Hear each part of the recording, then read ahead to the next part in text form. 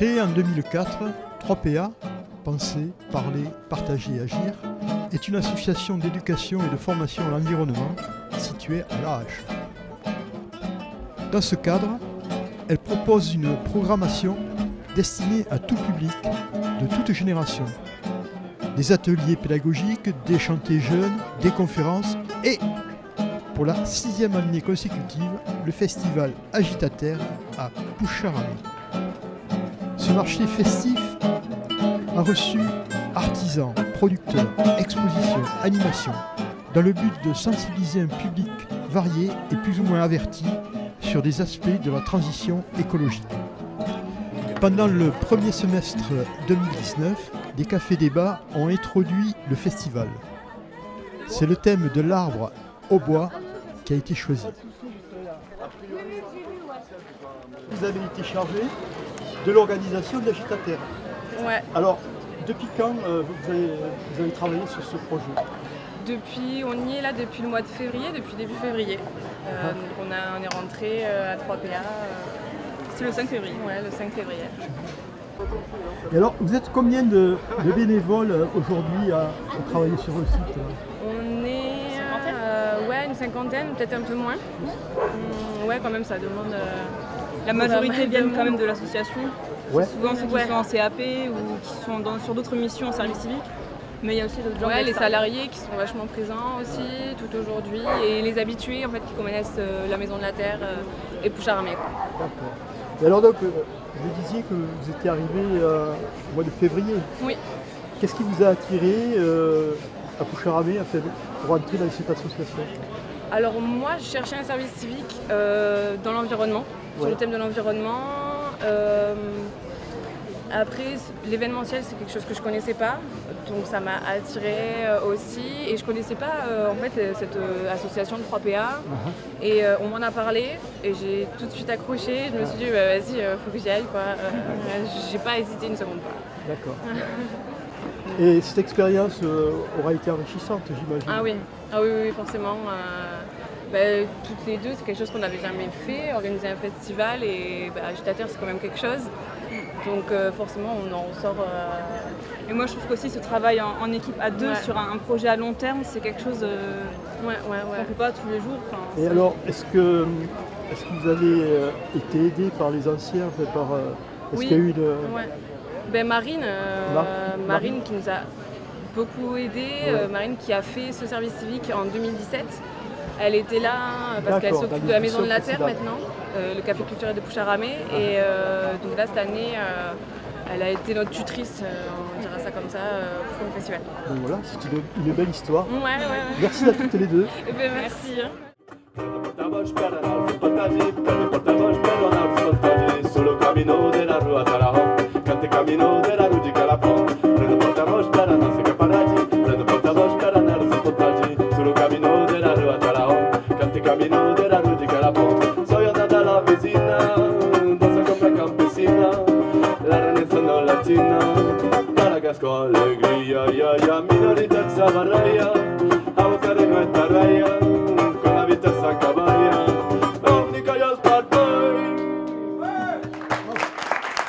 Alors si vous voulez la traduction de cette chanson, allez voir Jean-Pierre, professionnel de l'occitan. Bonjour, dis-moi, est-ce que tu pourrais me parler des glisseurs involontaires de glyphosate, comment est née cette initiative et où est-ce que vous en êtes actuellement sur la région? Eh bien écoute, la campagne glyphosate, elle est née dans un département à côté, en Ariège. Des copains faucheurs volontaires ont été mis en procès pour avoir bariolé, badigeonné des bidons de Roundup. Et pour étayer un peu le pourquoi de cette action, ils ont eu l'idée, avant le procès, de faire des analyses d'urine. Et à leur grande stupéfaction, parce que là, dans les 17 qui étaient mis en examen, il y en a un bon nombre qui bouffent bio, qui mangent bio depuis des années, qui vivent dans la campagne ariégeoise et qui se sont retrouvés avec des taux de glyphosate non négligeables dans l'urine. Donc une fois qu'ils ont fait ce constat, en discussion avec des avocats, nos avocats, ils ont eu l'idée d'étendre cette campagne. Donc ils ont mis au point tout un protocole. Donc ils l'ont, j'allais dire, rodé en Ariège. Et ensuite, nous en Haute-Garonne, on a été des premiers à prendre le pas avec eux parce qu'on est voisins, on se connaît bien. Et puis maintenant, c'est étendu dans toute la France. Au niveau national, en tout cas, il y a entre 4500 et 5000 prélèvements qui ont été faits. Et sur 5000, il y a 0 citoyen qui est en dessous du seuil de détectabilité. Que ce soit des citadins, des urbains, qu'ils mangent bio ou moins bio ou pas du tout bio, ou 100% bio, eh bien tout le monde, à l'insu de son plein gré, se retrouve avec du glyphosate et plus globalement des pesticides dans son corps et dans l'urine en particulier. Donc ça, c'était le premier étage de cette fusée de la campagne.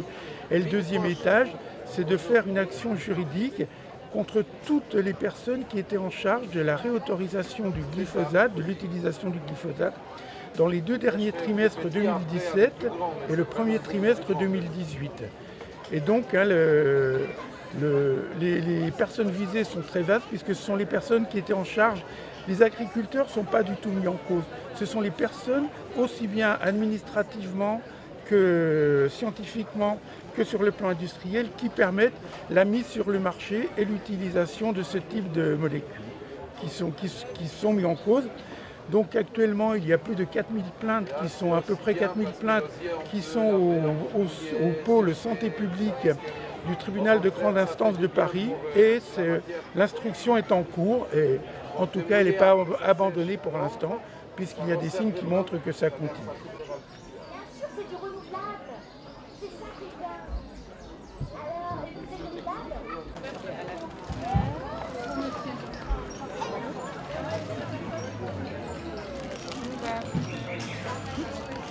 Je suis porteuse des projets Fungus Sapiens avec mon collègue Julien.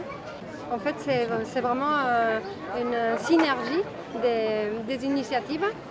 Donc voilà, avec ce projet, on cherche à revaloriser, nourrir et dépolluer grâce aux champignons. En fait, c'est eux qui font la magie.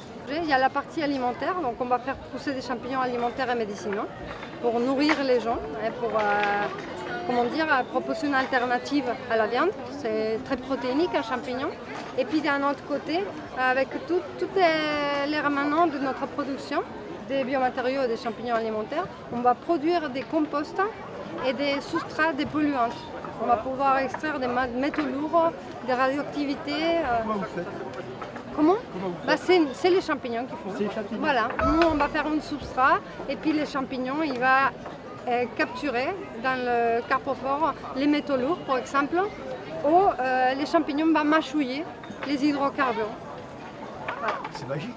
Mais c'est magique, littéral, c'est des champignons magiques. On peut dire que l'homme est bien sûr au centre, donc ça nous tient vraiment à cœur d'insérer des personnes qui se trouvent, ils ne sont pas inclus dans le monde au quotidien, que ce soit de manière laborale ou pas, qui veulent se sentir utiles, soit des jeunes qui ne trouvent pas trop le chemin. Donc pour ça, on a 2 associations avec qui on collabore. Donc un, c'est Lieu pour l'Utopie, qui on va travailler avec des personnes qui sortent de prison, par exemple, ou des personnes qui sont sorties des hôpitaux psychiatriques, des femmes battues, pour qu'ils sont utiles et qu'ils trouvent dans la nature une manière thérapeutique de gérer leur quotidien. Et puis avec l'association 3PA, on cherche à intégrer des jeunes pour faire des chantiers participatifs, pour nous aider déjà d'un côté dans nos activités, et puis de l'autre pour leur montrer que voilà, il y a beaucoup de débouchés, des choses à faire avec ce type de matériaux. Et pourquoi pas développer leur propre projet avec des matières qui puissent leur aider à développer. Oui, je me suis assise aussi moi là. Concrètement, l'objectif de notre action, c'est la solidarité active avec les migrants,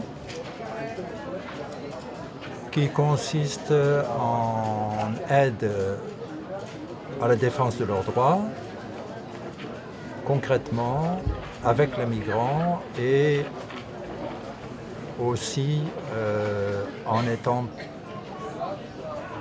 présent sur un plan social des institutions. Mais ces dernières années, la situation des migrants s'est beaucoup détériorée parce que les lois sont devenues de plus en plus répressives. Il y a une réaction de rejet de plus en plus accentuée. Concrètement, il y a des gens, comme dans toutes les métropoles françaises actuellement, les gens se retrouvent dans la rue et que quand on appelle le 115, qui est le numéro central, qui dit repartir les logements disponibles, il n'y a plus de place, nulle part. Et ça concerne aussi bien les migrants qui sont dans une situation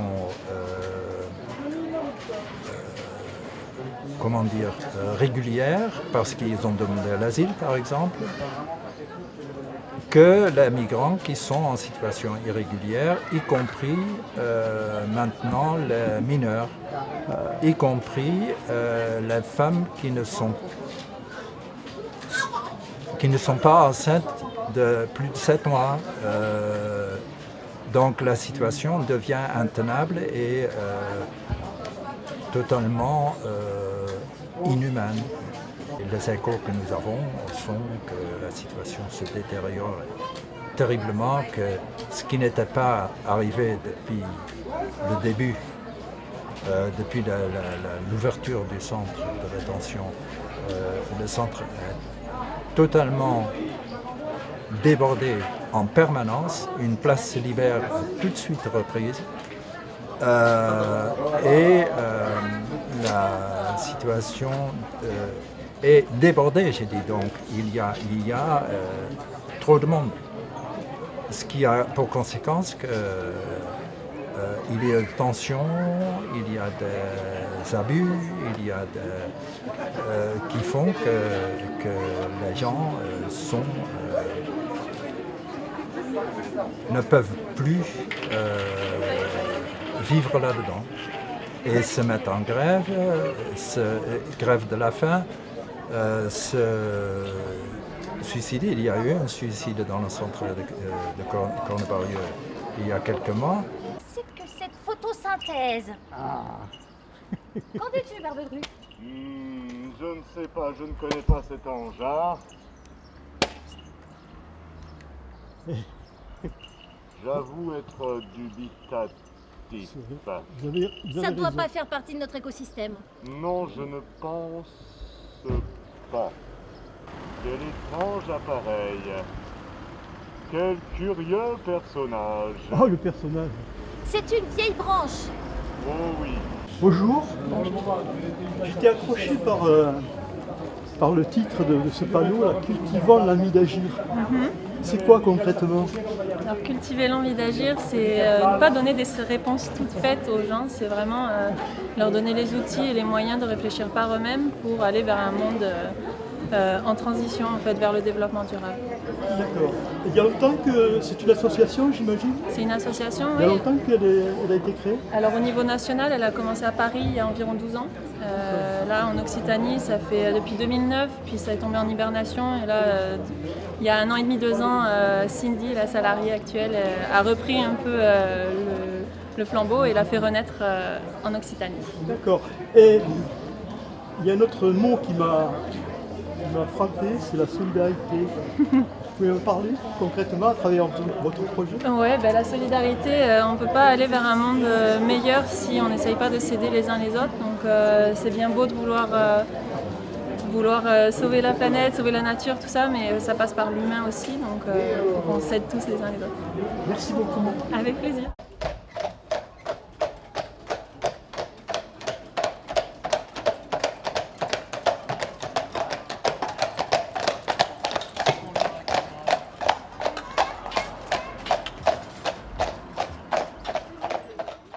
Donc nous, on représente Mascop, qui est une coopérative d'habitants à Beaumont-sur-Lèze. Donc c'est 11 logements en coopérative, c'est-à-dire que les habitants sont locataires de leur logement et détiennent des parts sociales de l'ensemble via la coopérative. Donc on a un double statut de propriétaire du bien collectif et de locataire de son bien propre. Et on va emménager dans nos logements là, à la fin de l'été.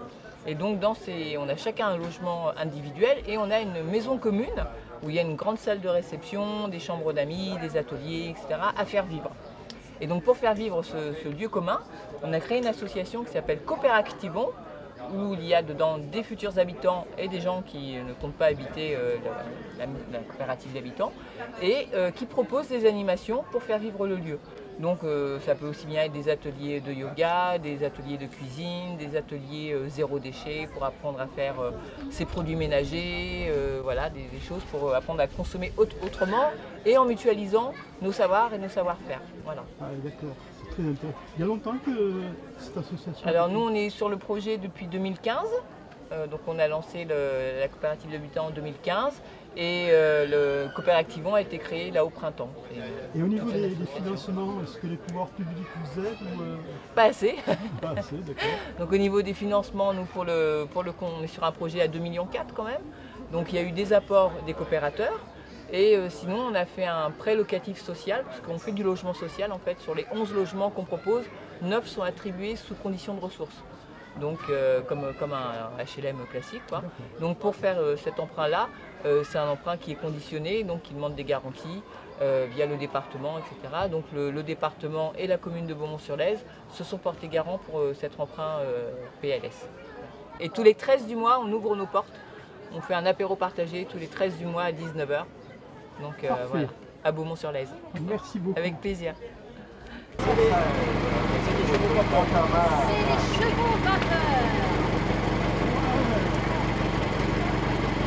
Il est souple cet arbre. Les arbres à notre égard, ils sont bienveillants. Les arbres, ils disent rien.